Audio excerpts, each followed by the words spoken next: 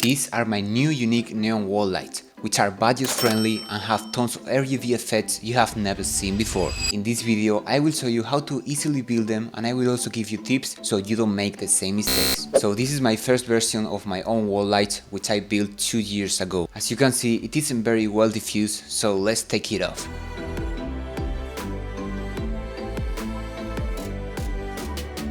When I remove the cable channels, I also remove the paint. I fixed that by filling and painting the wall white. Okay, now that everything is clean and ready, let's start with the step 1, mounting the aluminum channels. I will use these channels to perfectly guide the silicone diffuser, which I will show you later in the video. If you are going to make an easy design, you can skip this step as the silicone diffusers come with these aluminum anchors. This way you will save some bucks. However, as I'm doing a complex design, I need to use them. And trust me, they really save a lot of time.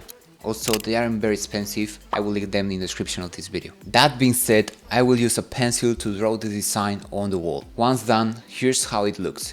It was a bit hard to record it with the camera, but I guess it's enough to have an idea. Now it's time to stick the aluminum channels on the wall, and for that I use a double-sided tape. In my case, I use a cheap one from AliExpress, which I don't recommend doing. So please just invest some little money in a good one. Fortunately it worked and I was able to stick the first channel, but there was an obvious problem. The next segment won't match the channel length. So I marked the exact length needed and then cut it with a saw. These aluminum channels are very easy to work with, so don't worry about this part. I repeated the process with the double-sided tape and also with the second line of my wall design. This part might be boring for you, so 99 editor, please add a time lapse.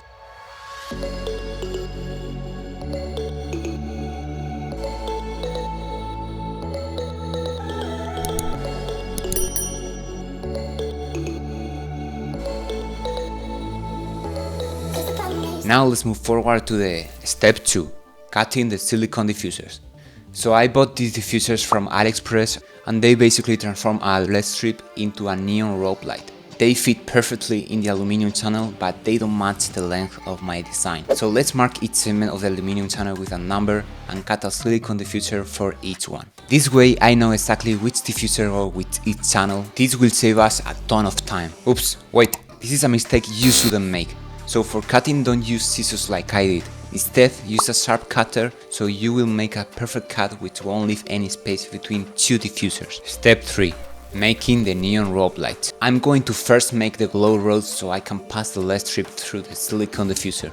The key here is to make the glow rod thin so it's easy to pass it through. To make the glow rod, I use a trimmer line from a brass cutter and a thin rope that came with the diffuser. So I first made a hole in the LED strip, then attached it to the thin rope to the LED strip, and finally joined the thin rope with the trimmer line. And as you can see, this is strong enough, which is super important because if the glow rod breaks in the middle of the silicone diffuser, then you will need to start all over again. Next, I put all the diffusers on the floor in order, starting from the bottom and all of them in the same direction. This way, in the corners, the LED strip won't be twisted. Now it's time to pass everything through the silicone diffusers.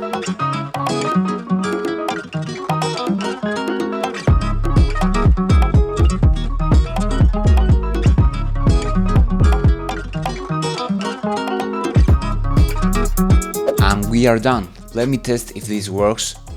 Okay, it works, perfect. Step 4, mounting everything on the wall. So for this last step, I will use some help to put my neon rope lights into the aluminum channels on the wall. I started from the bottom and I was super careful to not twist the LED strips, otherwise they will break. In some parts the silicone diffuser didn't fit very well to the channels, so I used some tape to temporarily secure them. And after some time, I was able to put the neon rope lights on the wall. Now let's see if it still works. And damn, it does and looks gorgeous. It might seem like we finished, but there's still some work to do. I'm going to polish some details, starting with adjusting everything correctly to avoid having space between the silicone diffusers. Then I cut the sheet of the LED strip, and I finally added some custom silicone parts to cover those unfinished corners and gaps. I think if I would have used a cutter for cutting everything, I wouldn't have to do this. Anyway, this is the final result, and this is how everything looks when perfectly diffused. Now, to end the video, I want to ask you if it's possible to hit that subscribe button. I mean, I know that every YouTuber says this, but if you see this graph, only 3% of the people watching my videos are subscribed. which is a bit sad. It's free and fast, so if you do it, I will love you forever. Let's see now the RGB effects.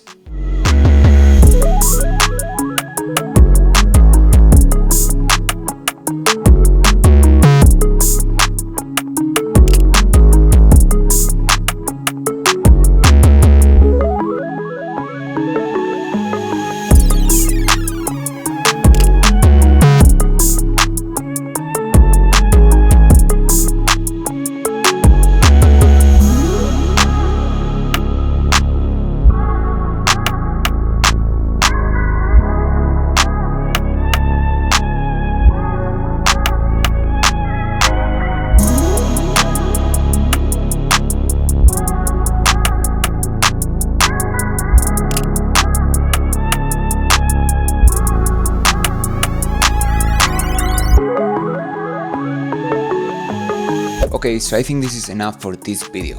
Please let me know if this was helpful for you and also what do you think about the final result. See you!